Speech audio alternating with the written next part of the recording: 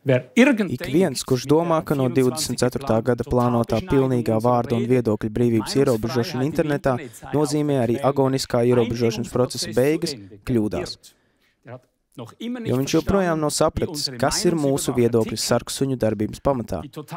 Pilnīga cenzūra internetā ir tikai pirmais digitālās ierobežošanas akts, kā to jau atklāja nosaukums Digitālo pakalpojumu likums.